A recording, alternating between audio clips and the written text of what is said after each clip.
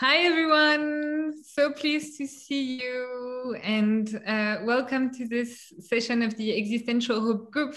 My name is Lou. I am the steward of this group, whose premise is that we live at a very special time in the history of the Great Human Project, a time of social, cultural, and technological change and development that is entirely unparalleled.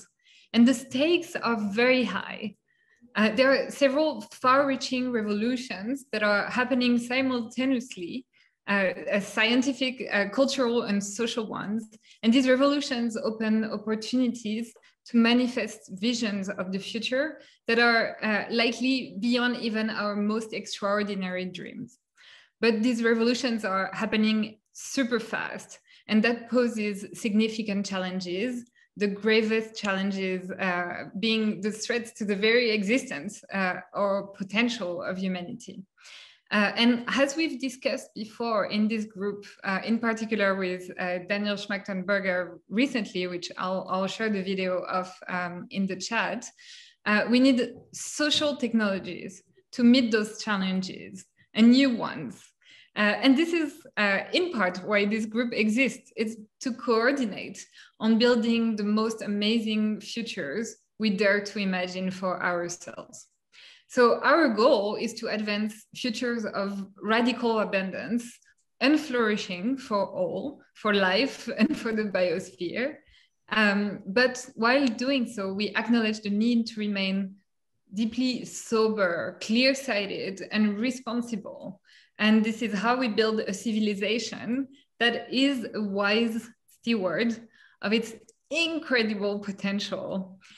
And instead of using my usual quote, I will use the one that concludes the Consilience paper we are going to discuss tonight, which is, will we succeed?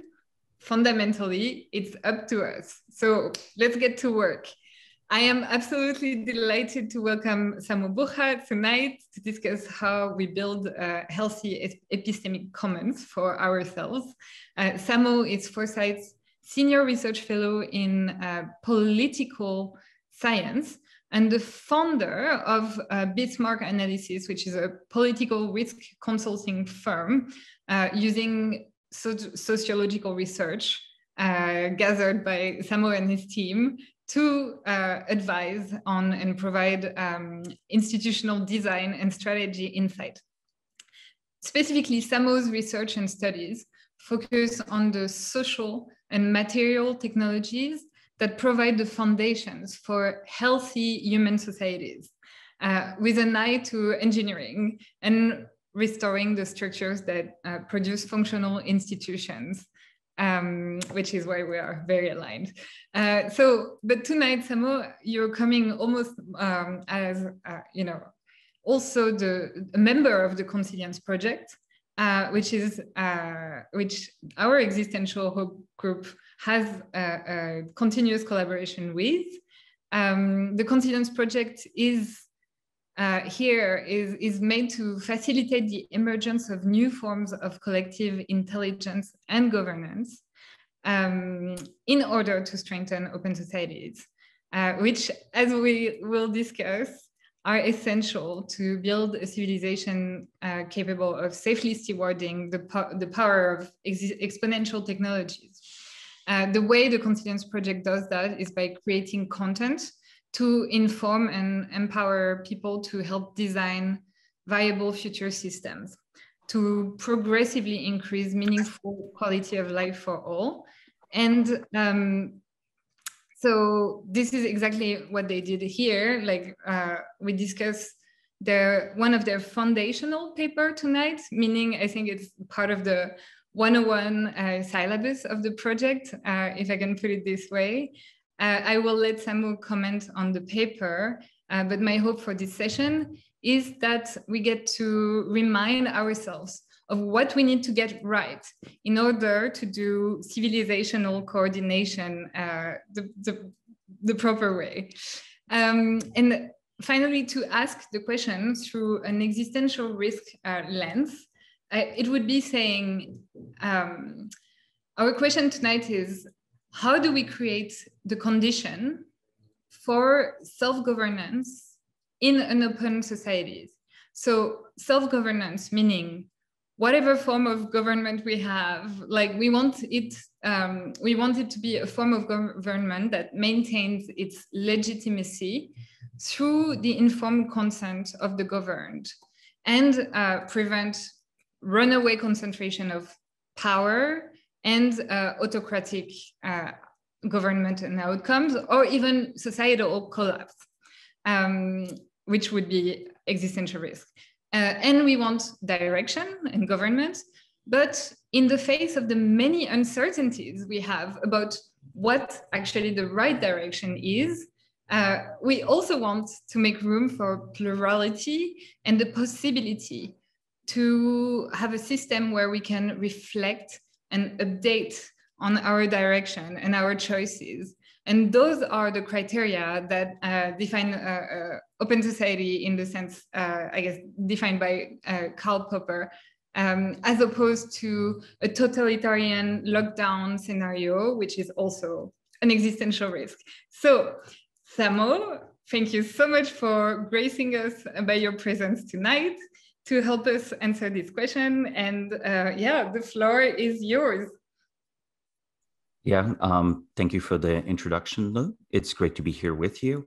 I'm hoping that we're going to have a good overview and discussion of this topic. You already sketched out why it's an important one. I think first off, we have to acknowledge that if we set ourselves up for self-government, this essentially relies almost critically on high quality epistemic commons. Now, what is meant by epistemic commons? Epistemic commons here refers to shared ways of making sense of the world and shared ways of getting accurate information about the world. Perhaps to people coming from a very, online background with sort of this more recent perspective in mind, Wikipedia might make sense as something that is an epistemic common for our society. Even today, I know, I sometimes joke with my friends that Wikipedia first surveys the academic consensus, and then it makes the academic consensus. It happens quite often within academic context that, people will go with the article summary. And there've even been fun cases where you've had ring citations where an article cited Wikipedia, and Wikipedia cited that article for, say, a particular piece of information. So such a system can obviously go wrong. It can have flaws. It can also be constricted despite being nominally open. So for example, in Wikipedia, the editors are actually sort of a load-bearing component, more so than, say, edits by random contributors. This example, I think, illustrates a lot of the basic problems with an open society. It's possible to have the appearance of an open society without its substance. It's possible, to have a system that, despite working about as best as it can, still produces like straight up contradictions. It's possible for epistemic commons, in other words, to be, like high quality or low quality. It's possible for them to degrade. You might even go as far as to say that we might have tragedies of the epistemic commons. Like what might be driving such tragedies? This isn't a field of grass where, the cows would eat the grass, and this isn't like a fishery, so it's not an overfishing issue. In fact, the more information you use, generally, the more information you'll produce. Extension, right? Information loves information. Extension of knowledge tends to self-catalyze rather than self-extinguish. So what exactly are the commons under threat? Well, I think the commons are essentially under threat by the incentive for propaganda. Very basically, if you have just in a system of self-government, and this is as true today as it was in 1850 or 1860, incepting a public conversation where truth is being discovered by many participants with a driven course of disinformation, misinformation, selective information can in fact shape public discourse, thereby making the commons worse, forcing us to turn to private sources of information. Now, obviously, there will always be private and public sources of information. Say, one way we could think about the stock market itself could be considered a sort of economic information commons. Just as, say, the publicly available articles online could be considered that, or say speech in other public spaces, or the entire body of available books.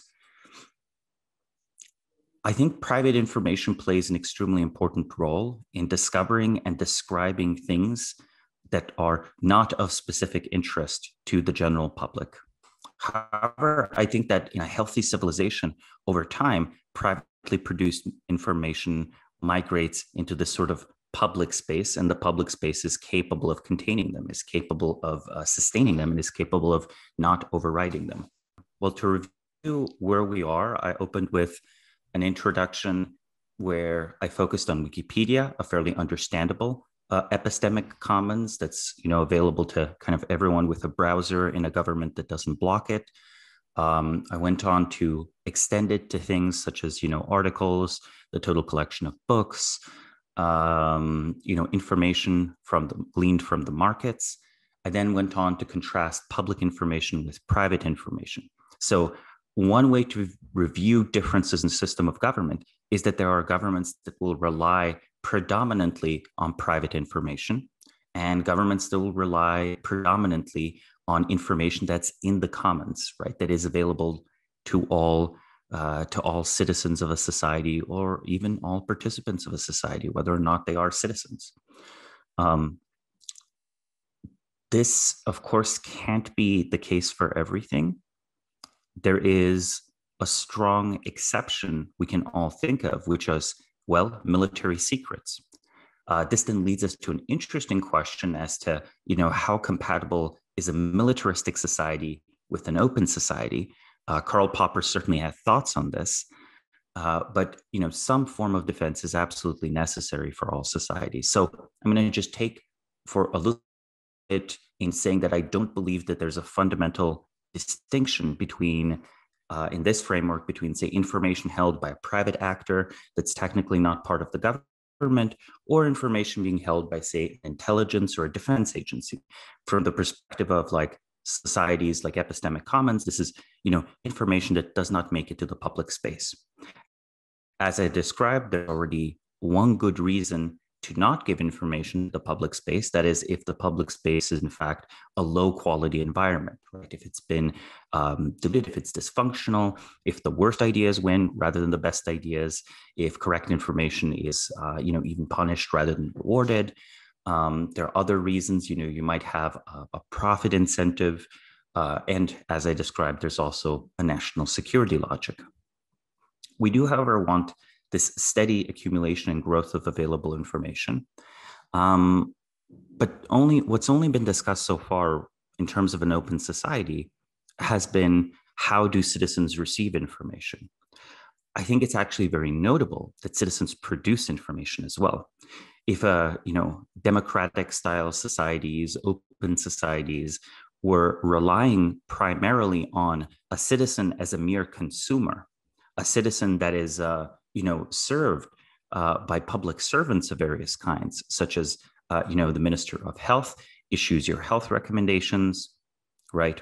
Or, for example, a board of editors ensures your information is accurate, and then you go off every 4 years and you vote. That would be a very fragile society, in fact. The reason why such societies can be robust is precisely because the common citizen might end up knowing things through their own private sources of information, or just through a unique perspective, unconstrained by bureaucratic incentives, by office politics incentives, by economic incentives. They might end up knowing things that, say, the Minister of Health of a particular country doesn't. We recently had a live demonstration of this during the COVID-19 pandemic. Early 2020, March and April, if you were listening to the CDC's recommendations and the FDA and the World Health Organization, you're significantly misinformed. If, however, you were, lurking in the right corners of Twitter, or, people adjacent to the, let's say, rationalist space, or people adjacent to just enthusiastic, high quality, sometimes a little bit nerdy discussion of the biology of the virus and so on, you were quite well informed. And there, I think we saw the danger of a consumer mindset. The idea that information about the world is something produced in a factory, much like a car, and our only role in, governing this information or accumulating it is to make sure that the car doesn't kill consumers, that we have good, sort of consumer quality reports, that when we buy the car, the cars are generally affordable for the population. Don't get me wrong, all of this is important. Information should be affordable to the population. It shouldn't be harmful it shouldn't be harmful information for the population. But unless we accept and integrate citizens into the information processing processes of society, right? If citizens aren't part of the metabolism of information, then I think what we've achieved is at best a half-open society. And even then, I would actually claim that it is a closed society making publicly available the fruit of its process, its information process, rather than a truly open society that encourages active collaboration. Nothing what I've said here is new. It only sounds radical because we often don't reflect on the radicalness of these basic sort of democratic commitments we've once had. Once the discussion on free speech is a discussion as to whether or not an unimportant person should be allowed to, yell fire in a crowded theater, we've sort of missed the positive potential of a society that allows critique and speech. Like, the speech should matter. We should not be using software tools to mute the public. At the same time, you can't truly allow foreign powers to use that. But let's be honest, the difference between foreign and domestic might carry weight in a national security context. In a philosophical context, it really doesn't. So systematic review of the information commons of our society and a truly impartial attempt to make sense of them and what are the positive and negative forces in organizations that play a role in steering those. I think that's ironically beyond our immediate capabilities. And it's part of why I'm excited to contribute to the Consilience Project. It has a body of, what it aims to do is develop a body of theory that talks about government as this kind of information problem, as a sense-making problem. It's not attempting to take a partisan perspective or even that US-centric perspective. And through both presenting a bunch of theory that's open for critique, as well as, in the so-called Foundation series. And, I contributed to one of the first articles in the Foundation series, which is the topic of today's discussion, democracy and the epistemic commons, but as well as situational assessments where that theory is applied to making sense of concrete circumstances in the world. And finally, a new sort of value-added proposition, which is Metanews, which is an in-depth review and analysis of how media narratives are just produced and made on the fly. Note this goes far beyond something like fact-checking, right? Fact-checking is, I feel like, a dismal industry. There's so many fact-checking initiatives. I think it takes about 5 minutes after reviewing material from one of the fact-checking initiatives to figure out which facts they are interested in checking and which facts they are not interested in checking. More than facts, I think active attempts, but also not just attempts to influence the public narrative, the active emergence of narratives online, again, sometimes co-created by the citizens themselves, right? There certainly exist online tribes, ideological factions, sort of semi-wild, semi-manufactured phenomena, like, say, the QAnon conspiracy theories. All of that deserves some exposition, and it's our hope that through this exposition, the quality is improved, right, and people's ability to navigate this world is improved. So part of the solution in this space is simply, well, if citizens were already formidable at processing information about the world, then the governments of the world, even if they wished to, could not stop them. I think that's interestingly, it's one of those hard realist points that sounds deeply idealist until you think about what it means. Again, the flaw with people and communities online in the early stages of the pandemic was not that they spoke publicly and correctly and worked out the truth about COVID-19, risking a panic, et cetera, et cetera. The flaw was that there was no social, political, or economic structure that would connect that accurate, correct signal with any sort of change in the distribution of resources or measures. Now, there are several ways this could be implemented, some a bit more democratic, some, let's say, a bit more free market style. On the more free market side, you could easily have imagined, if we lived in a society where, say, literally Vitalik Buterin or someone like that felt freer to, without criticism, spend money on their own, vaccination effort or something like this, right? Their own vaccines procurement infrastructure. They might do this just out of public spiritedness. There might also be an argument that say, actually, this is one of the cases where we dislike big pharma. As much as we dislike big pharma, we actually want them making a lot of money solving this acute problem as fast as possible. But let's think about other examples, right? In the case of Taiwan, key information was delivered to the Taiwanese government by a digital minister reading online forums. Can you imagine bringing up something that you read in an online forum while discussing policy in a CDC meeting in the United States? I don't think you can, which in fact shows that in an interesting way, Taiwan is in the future. Taiwan is living in 2021. Where is the US government living? And where are European governments living? European governments have some strengths, but likewise, if you imagine like a German meeting or a French cabinet meeting, someone a printout, which is already a big concession to the paper world, of a post they read on a forum, they say, I think this is correct. How much political capital and social capital did that, government official, that civil servant, that elected official just burn in that room? And I think part of the problem is that culturally, we are living in a television age and a mass print age.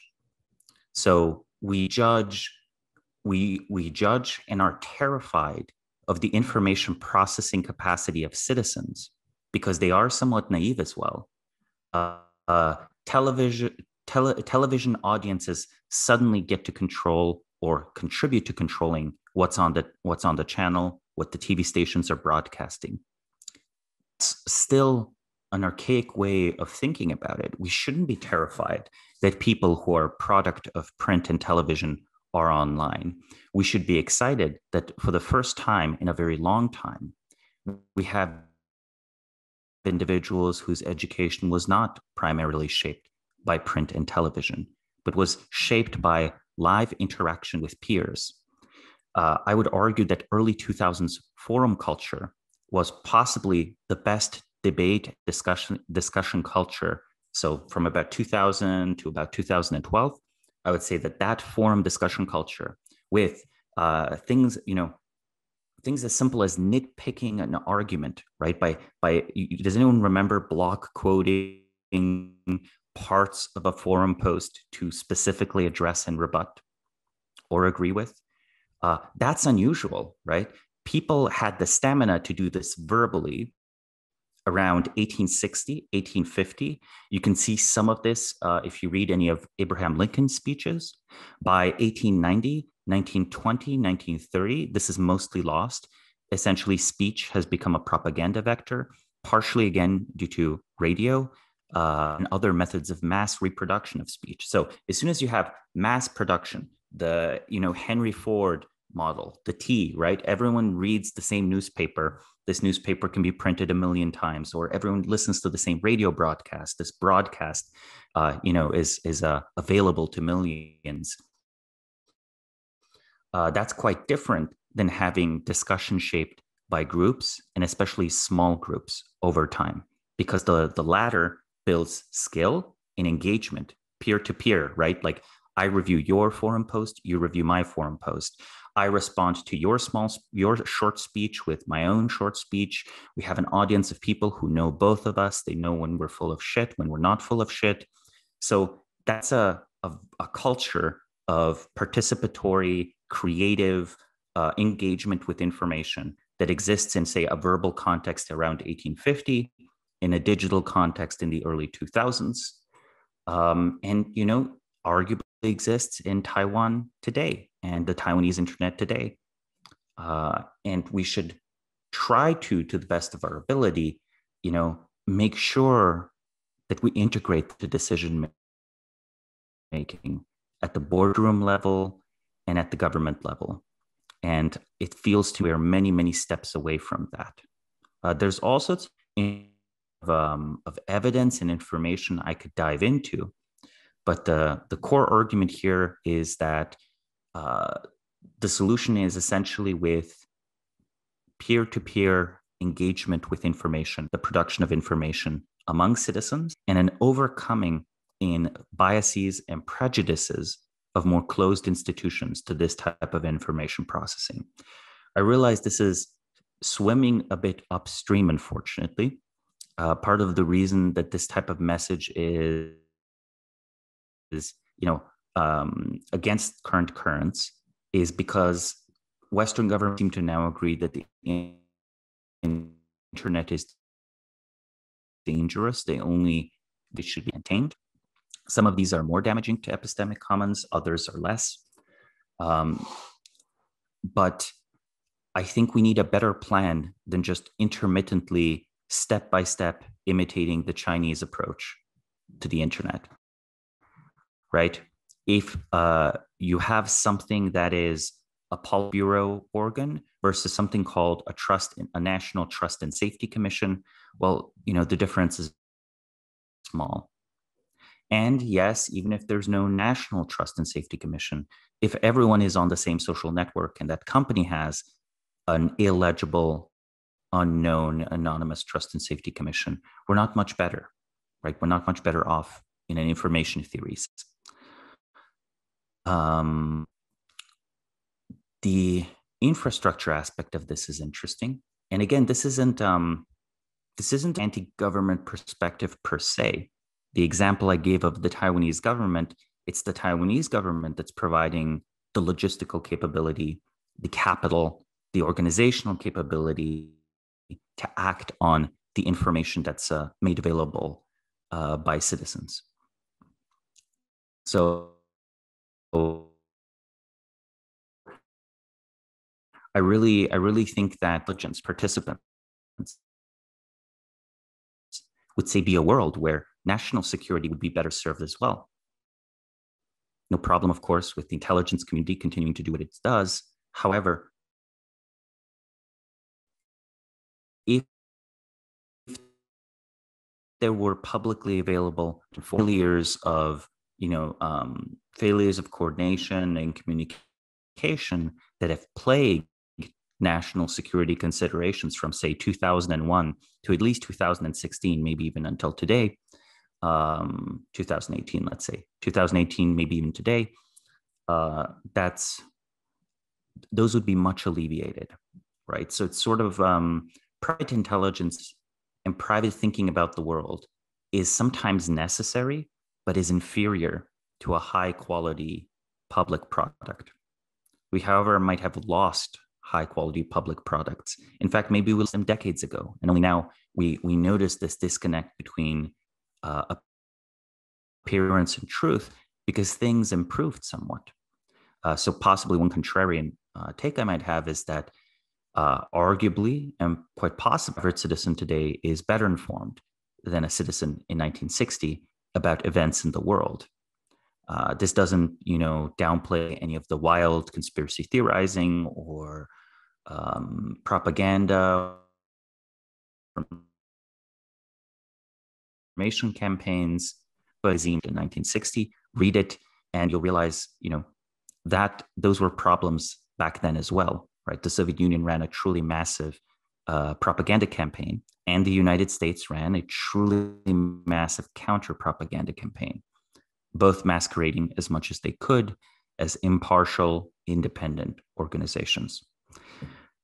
Yeah, I'd love to address any questions here. Thank you, Samo. Well, I'll sneak in one question, if I may, which is, as I said, in the existential hope perspective, we often focus on building forward, so taking stock of this situation. I think the example of Taiwan was very cool and a great one, and I shared a video in the chat of an interview we did with Audrey Tang, Taiwan's digital prime minister that you mentioned. And so giving a bit like concrete examples or path forwards of these new frameworks and institutions that we actually need to build this open society. And I know that the Consilience Project frames its goal in a very interesting way to me, which is creating a new cultural enlightenment, like almost a revolution in the way we process information. And so thinking about what could these new institutions look like exactly, and perhaps there are already some budding new institutions that are, models that are somewhere emerging in the world. And so where should we look at as example, like what inspires you currently when you think about like what we need and like the things that are done right? And maybe there are also things that are not created at all, but that, we need to work on. So yeah, toward what should we work? Okay, assuming the connection issues have since resolved, I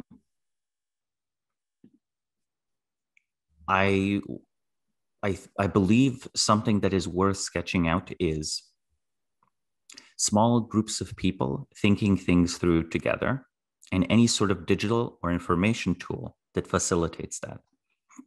The reason why small groups is, a relatively positive standard is because I think human social intuitions are decently good at policing behavior in groups of 20, 30, 40 people. Basically, everyone knows everyone involved. Everyone kind of understands at what level they're operating, what are their social biases, what are their sort of agendas and interests.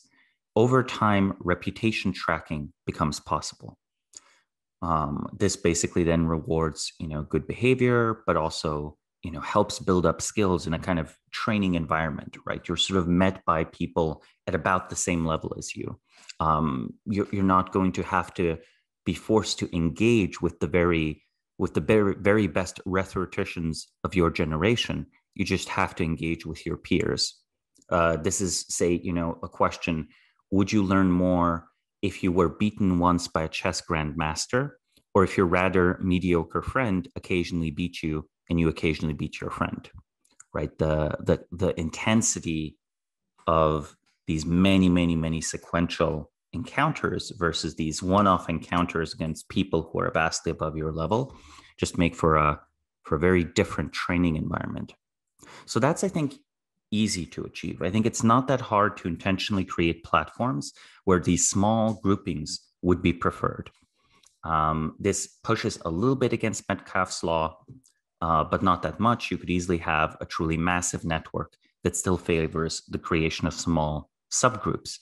I'm actually going to be extra contrarian and speak positively of Facebook here, where I'm going to say that small Facebook groups are actually a remarkably good instantiation of this.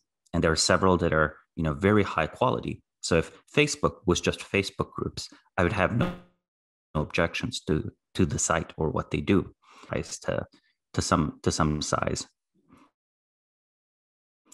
There are more ambitious proposals More ambitious proposals would actually try to go beyond these human limitations that we have in terms of reputation tracking, try to build systems of online reputation tracking where, you're sort of like an Amazon review of a product. You might have an Amazon review of a poster. And, if I had 10 reviews, well, maybe they're a bit biased. If I had 1,000 truly independent reviews of all the writing and speech I've ever done online, well, at that point, I think it would carry some weight, wouldn't it? It's not easy, though, because of an Amazon review. Everyone, of course, knows that fake Amazon reviews have been flooding the site in recent years, and it's something the company has to struggle against.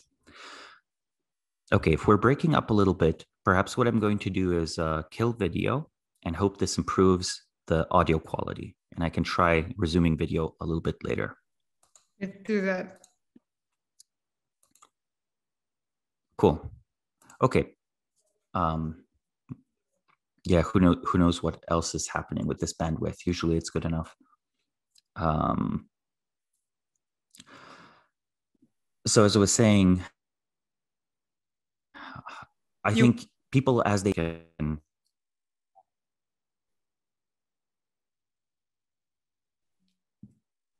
yeah, cool.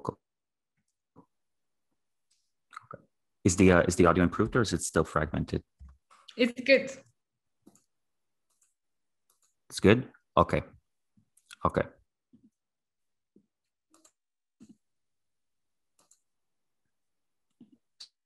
So any sort of social media network or information processing network that encouraged people to engage in small group discussion over and over and over again. The other one would be any sort of method that would allow truly peer-to-peer tracking of reputation. This would still have all the classical problems of truly giant mobs. I think one of the problems with the online world right now is that, basically dog piles are just so powerful and so devastating emotionally, socially, and economically, where essentially, a discussion that might have been intended for a community of a few hundred people spirals out into a conversation of national importance. And this is, then truly beyond any speaker to do anything about it.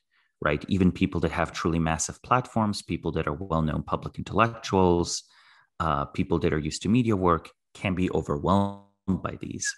So if you had some reputation tracking system, there would have to be mechanisms to push against that. Another point on what can be done is that I think the governments of the world should be encouraged as much as possible to make their data publicly available for public review and to encourage others to do interesting things with this information, right? Like there is a whole set of institutions in our society that are closed, that really don't need to be closed, or institutions where these sort of productive government-citizen partnerships could flourish. There is some attempts to do bureaucratic style reform in the European Union on this topic. I don't think they do a very good job of it. But in principle, again, as the Taiwan example shows, and say to a much lesser extent, the Estonian example shows, these things are certainly possible. Be happy to answer any further questions, assuming I didn't break up further. Well, you had a few questions in the chat, especially on the point you just made about Jamie. And maybe, Jamie, you want to ask it aloud? I'm trying to... Yes, I mean, I think I've made several comments by now. Do you mean the one about democracy? And I was just leaving another comment about my belief is that the logical conclusion of reputational assessments is that the assessment needs to be made at the claim level, whether that's the claim in and of itself or claims about the veracity of evidence and context and all of those things. Lou, did you have a specific question of the many I've asked in mind to start with? I meant the last one, but if you want to continue the discussion with Samo and ask the first one as well, go for it. Sure. So, hi, and just for people who don't know me, I actually work on a very similar project to the Consilience Project. We are a library, and we're essentially articulating the arguments, claims, and evidence from various points of view on complex social and political issues, and keeping all of that in a logically articulated database as a library. And so one of the last questions that I actually hit send on, Samo, was about appeal to majority opinion in terms of reputational assessments. So I wrote, appeal to majority opinion doesn't seem likely to yield high quality assessments. Are these reviewers' weights adjusted based on the reputation of the reviewers themselves? Does this reset over time or within different topics, or does it aggregate weight such that newer reviewers could never really catch up? And as I believe you mentioned earlier, and I could be mistaken, I think you said something along the lines of, if you paid attention to the institutions with the greater reputational clout regarding COVID, then you're more misinformed than if you were paying attention to like contrarian parts This wasn't of Twitter. This wasn't institutions. This was particular subcultures. I actually said that you should ignore the relevant institution. Okay, I think you're breaking up a little bit more. But still, it seems as though, and I don't think I'm conflating, that the relevant institutions in this were also the ones with the greatest institutional clout.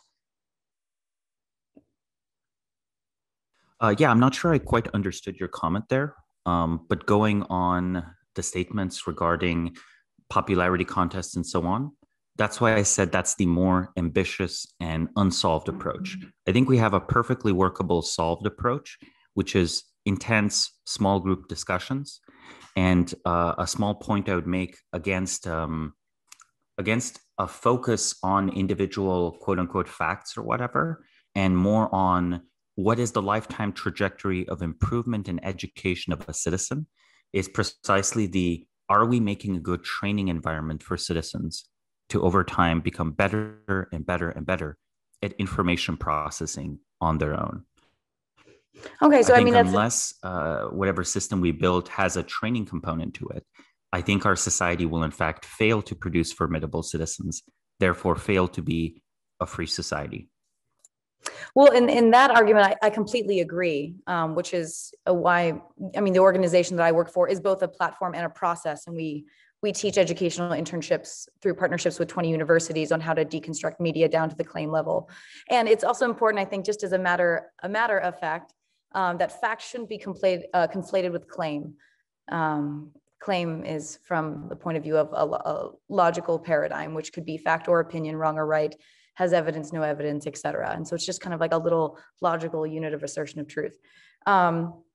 And then my other question was, this was another thing that I brought up, like V Taiwan, the work that they've done there, it's something that I followed for years. It's absolutely incredible, but I think they're only a population of about 5 million. And if I'm not mistaken, Ethan Zuckerman's latest book, he did an assessment of V Taiwan, and it seems as though they still only affected and engaged a certain amount of the population. And so are you leaning on the success of V Taiwan suggesting that something larger could be possible, given that, you know, the United States is, I think, 330 million, which is quite a bit more? I don't think the much larger population is that important in this context. And the reason is 5 million people from the perspective of an individual is just as unknowable as 300 million people. Also, further, well, perhaps smaller countries have certain advantages, but there is a geopolitical logic where a country of 5 million truly does struggle with sovereignty, right? Truly does struggle with defense considerations. Perhaps future technological changes will make it so that smaller countries are viable again from a purely defense perspective. But even today, and especially with Taiwan, right? Taiwan, arguably, one of the reasons it overperforms as a free society and overperforms as an open society is because it's under intense geopolitical pressure from a much, much larger neighbor, right? So it understands that this type of information processing is one of the few advantages it might have over a more monolithic structure. A different example might be, say, Estonia is kind of always kept on its toes by Russia nearby. The United States is, a hegemon in its own right, and if anything, puts pressure on other countries rather than the other way around. Even sort of any competition with China is completely domestically irrelevant. It only matters for matters of, basically, I honestly think national pride. There isn't an easy way to wish for a world with smaller countries, right? So I think we're just stuck with the constraint of, well, what can large governments do? Or rather, what can, alliances of small countries do? And especially the scaling properties of information technology are such that, 5 million users is really much less interesting than 500 million users. So is the Consilience Project working on the United States, which I believe you just suggested? And I don't want to dominate the whole time here. I mean, I'm sure you and I could have endless conversations about this subject, but just to make it short, is the Consilience Project working in the United States or in a smaller country where they have pressures to perform better at implementation? The Consilience Project is, of course, significantly US, right? The participants are, but it's not limited to the US. It's trying to take a little bit of a more global perspective. Again, focusing on countries that have navigated a transition to something closer to digital democracy better. And I do agree that that small countries might be seen as having an inherent advantage. And I would reframe that a little bit. I would say new countries have an inherent advantage, right? The United States has been around for 200 or 300 years, right? Depending on how seriously you take its pre-revolutionary legacy. There are many small countries in Europe that perhaps work well, but are not seen as particularly innovative. And the key difference here between them and, say, Estonia or Taiwan is that these countries are much, much older. The systems were built at a certain time. As an example of such a country, I would give Belgium, right? No one argues that, Belgium, despite being very wealthy, no one argues it's a particularly innovative country.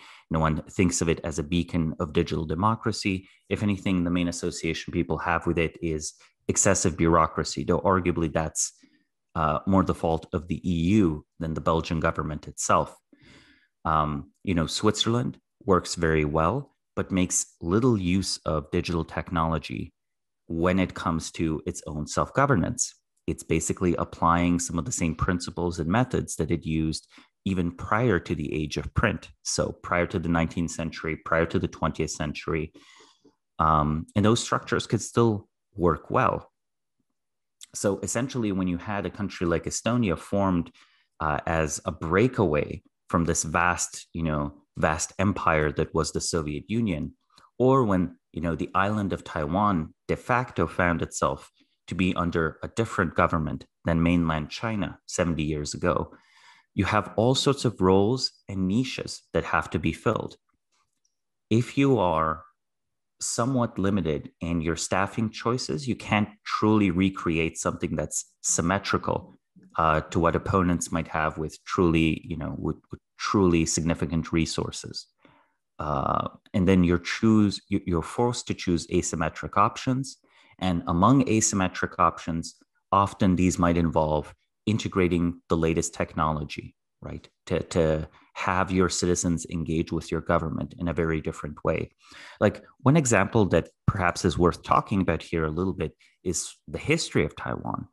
Taiwan actually had significant, there was this thing called the Taiwan-China hacker war in 1999 when basically the Chinese retaliated for statements by the then Taiwanese president. And there was, I think, something like 160 separate cyber attacks of Taiwanese government systems.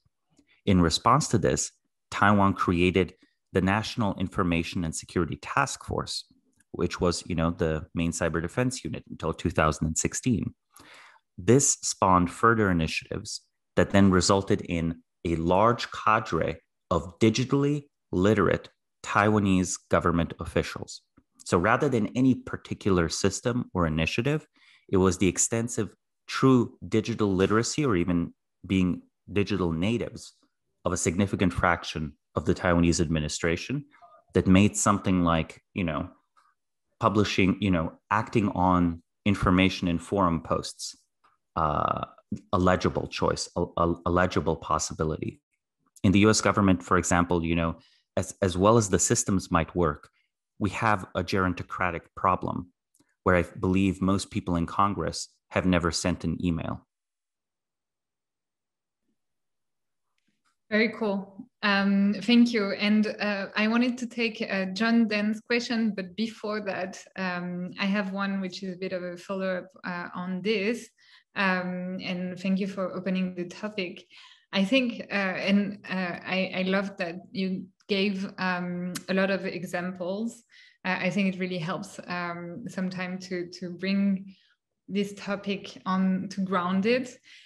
And about the different, when we talk, and this was pointed out in the chat by some participants, but given that there is an erosion of the power of states, can we think about these new frameworks and institutions in a post-national context? And do you see some examples that would already be sort of global and enable cooperation at all levels? So I love that you started with small groups, right? But at some point, because we have to, the problems we have to solve are completely problems of the world system. They are like climate change and the ecosystem collapse. So how do we, coordinate beyond borders?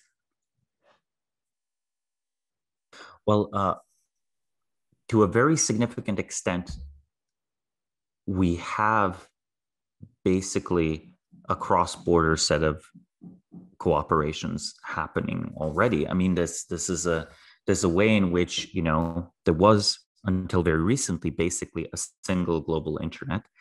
Now, arguably, there are several, right? There's the Chinese gated version of it. There's the Russian gated version of it. Maybe one day the American and European one will split apart as well. I think that in terms of pure communication, there's no issue. In terms of shared information commons on which multiple different governments or private entities might rely on, there we have fewer examples.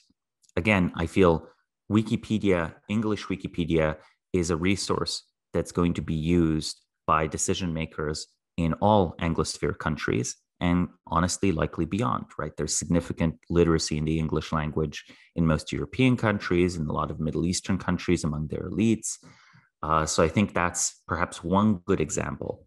But we could go so much further than that. We could have systemic shared reviews of media products, right? There could be something like a relatively decentralized way of building these sort of Metanews reports that, the Consilience Project is only building them, not so that we provide this, this service in perpetuity, but as examples of what plausibly can be just built by individuals interfacing through relevant organizations or relevant web formats. It really does seem to me that most of these remain to be invented. So I wish that there was much more, not experimentation per se, but prototyping. Yes. Well, it's kind of dawning, like thinking about like everything that needs to be done. But I totally agree with the prototyping and experimentation approach. And again, I think it really ties into where you started when you talked about having small groups and communities. And as someone who is part of a lot of both digital and place-based communities, I know that these are a very fertile ground for prototyping and experimentation. So encouraging that, I'm definitely into it. As next question, John, I'm going to unmute you, and if you would like to ask it, please do. Sure. So I actually am prototyping something in that space. Yay. It's based on a methodology called Politics 4.0. So it's one sentence. It's all based on one sentence. There's a time to save and a time to spend. There's a time for freedom and a time for laws. Where can we agree? So this blows up the entire left-right fiction because it's a fiction. There's a time for laws and there's a time for freedom. There's a time to save and a time to spend. Not any one of those four combinations is correct. It's impossible. It's two sides of two coins. Okay, so I'm on the same wavelength as you about small distributed groups.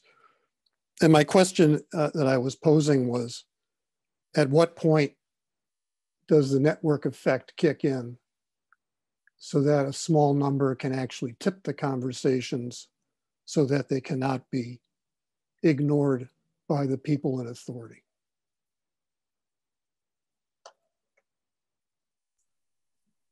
I think that there's an interesting way in which one could think of, say, left and right divisions as a kind of a consequence of a series of cognitive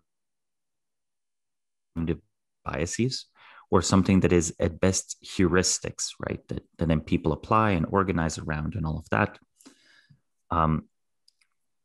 With regard to your question, I do think it's a difficult question. I don't think that there's an easy answer, at least none that I could come to quickly. It does seem to me, though, that, again, the reason why I keep emphasizing small groups is that I expect small groups are a fertile training environment for people. And as long as people can come together in them to do something like joint information processing, right? If people, rather than on their Facebook feed, relied on a group of 40 friends with a good mix of expertise, the experts those types of groups will produce will be much more formidable. I think much more formidable than me, honestly, or much more formidable than anyone here, because they'll enjoy an environment, an information and training environment that has been unseen outside of maybe small intelligence working groups. And those people, I hope, will find some of the solutions that we're still struggling to imagine. Yeah, so that's what I'm exactly on the same wavelength, and I like the number 40 as well. What I'm saying is that if you take 10 from each quadrant, you've baked into the cake a solution that theoretically would be reflective of society if that group can actually come to some kind of consensus, at least to a fashion of a supermajority. And then how does that tip with the network effects? Yeah, I think both the creation of individuals who are excellent at processing information, but also this such groups publishing material in a way that's accessible everywhere. Right.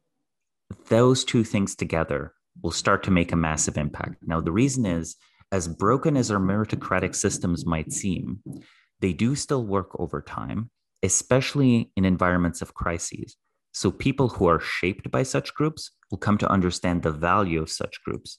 Then when they themselves are in decision-making positions, if they see a report by one such group, they verify the report's quality, they won't hesitate to use it. So I think that there is a little bit of an unavoidable generational turnover, though I don't think the generational turnover is one of age group so much as the dominant information culture that shaped your mind. So that's the true generational divide there. Okay, amazing. Samo, we hit the dot on the clock. I wanted to know if you have time for one last question from me, or if you have to go, I want to also leave you free. Yeah, I'd be happy to answer one more question. Okay, wonderful. Well, it is the question we asked to all the guests that honor us here in this group, which is about your vision of the future and of existential hope. Like, I think all the people that come here have this call to propel humanity towards beautiful futures and are actually working really hard to manifest that. And I guess the question is, why? Like, what motivates you when you think about the future into how amazing the future could look like? Why are we trying to preserve civilization in the end? Why so much effort to make it so that it does not get extinct?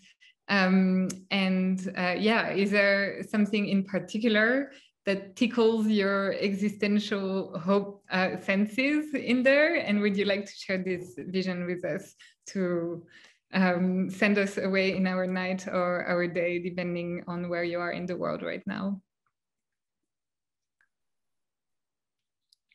Yeah, it's so hard to share what actually motivates someone. It's always this kind of thing where possibly words don't ever quite do it justice. If your words can do such a vision justice, then you're probably a poet. You probably missed your calling and should go write poetry. But since this isn't just, I think, poetry, I think it has a real material possibility. I'm going to say that there is this intense abundance of energy, of interesting problems that our universe offers.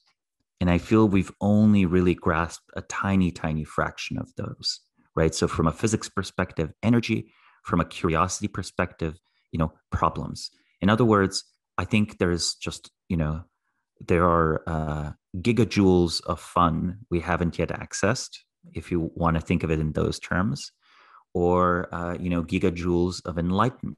I'm personally motivated to help us to harness that and explore that. Yeah. Wonderful. I connect with this a lot. I also feel that there are so many mysteries and I really want to know the answers. And there's so much fun to be had. And I want us all to be able to deeply connect with the universe's joy. And thank you so much for joining us tonight. This was wonderful. And thanks to everyone for your participation, your great questions. We will do another session on the topics of, let's say, the health of the epistemic commons on the 8th of June with Rachel Howard, who is an epidemiologist also working with the Consilience Project, and who will specifically focus on, let's say, the interaction between the epistemic commons problem, information, and the pandemics. Because pandemics can be also an existential risk. So they are something important for us to look at. Samo, thank you again so very much. It's always a pleasure to have you here with us at Foresight. I hope you're doing well. I hope everyone is doing well. And I wish you a very good night and evening. Bye. And thank you again. Bye, everyone.